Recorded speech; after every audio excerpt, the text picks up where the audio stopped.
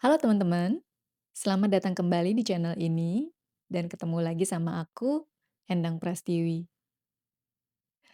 Teman-teman pernah nggak sih setelah bantuin teman-teman yang lain, terus mereka bilang, "Eh, kok cara yang lo saranin agak beda ya sama yang lain?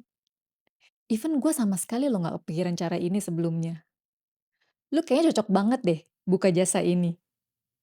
Dan gue yakin pasti teman-teman yang lain juga mau ngantri untuk bisa dapetin tips-tips dari lo kayak gini.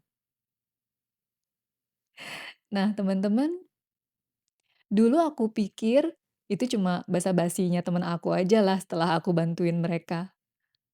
Tapi ternyata apa yang biasa buat kita itu belum tentu sesuatu yang biasa juga buat mereka. Bisa jadi itu suatu hal yang luar biasa.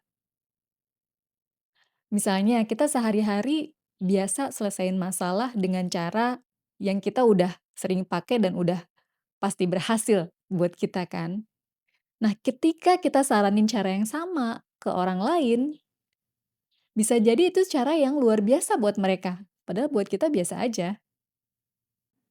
Di video ini aku akan cerita tentang bagaimana pengalaman aku membangun dua pilar dari Power, yaitu yang pertama outstanding marketable skills dan yang kedua worthy of trust.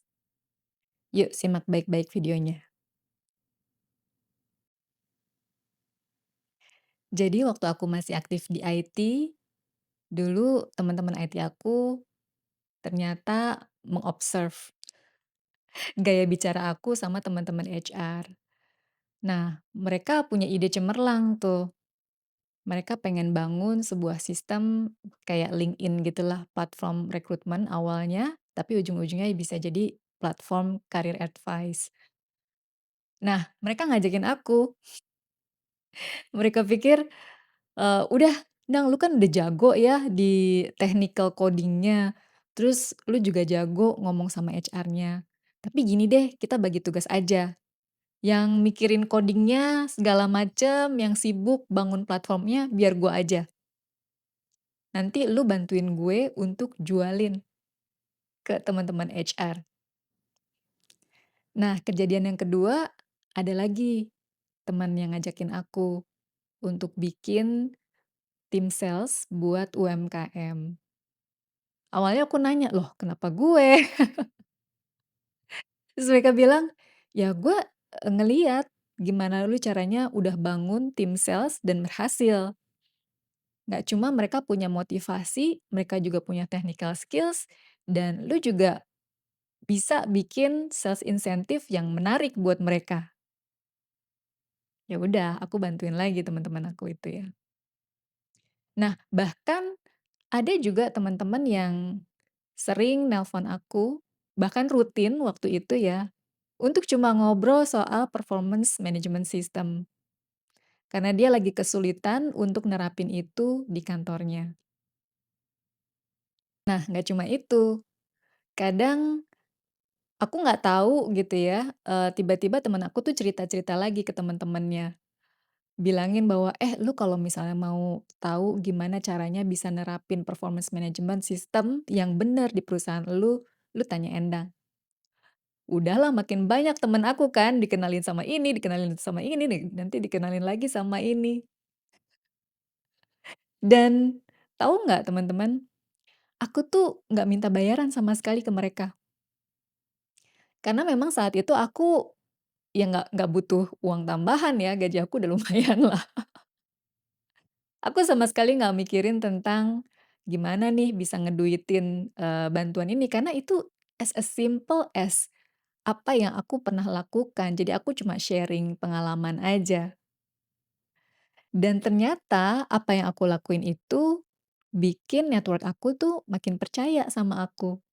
Mereka ngelihat aku benar-benar tulus untuk bantuin mereka. Jadi saat aku ngebantuin teman-teman aku tanpa pamrih, itu, membuat kepercayaan mereka kepada aku bertambah atau worthy of trust. Sebenarnya nggak cuma itu juga, semakin aku banyak sharing, knowledge aku ke teman-teman yang lain, itu sebenarnya membuat aku jadi lebih ahli. Karena keahlian itu bisa jadi, bertambah karena kita juga sering berbagi sama orang lain. Karena kadang-kadang apa yang works buat kita, belum tentu works juga kan buat orang lain. Jadi mesti sedikit di-adjust lah. Nah, tapi ketika tahu, cara adjust-nya, bisa jadi tips kita itu makin lebih perfect, makin sempurna dengan adjustment-adjustment yang sedikit diperlukan. Jadi teman-teman, itulah gimana caranya aku mendapatkan worthy of trust aku. Jadi nggak melulu kita harus berpikir bahwa segala sesuatunya harus kita tukar dengan uang ya. Justru worthy of trust itu adalah currency termahal yang bisa kita dapatkan setelah kita membantu dengan tulus orang-orang yang memang butuh bantuan kita. Nah, sekarang aku mau ajak kamu untuk refleksi sebentar ya. Coba ingat-ingat kembali perjalanan hidup kamu. Yang pertama, masalah apa yang pernah kamu selesaikan sendiri dengan sukses? Lalu yang kedua, pernah nggak teman-teman kamu memuji cara kamu untuk bisa menyelesaikan masalah itu?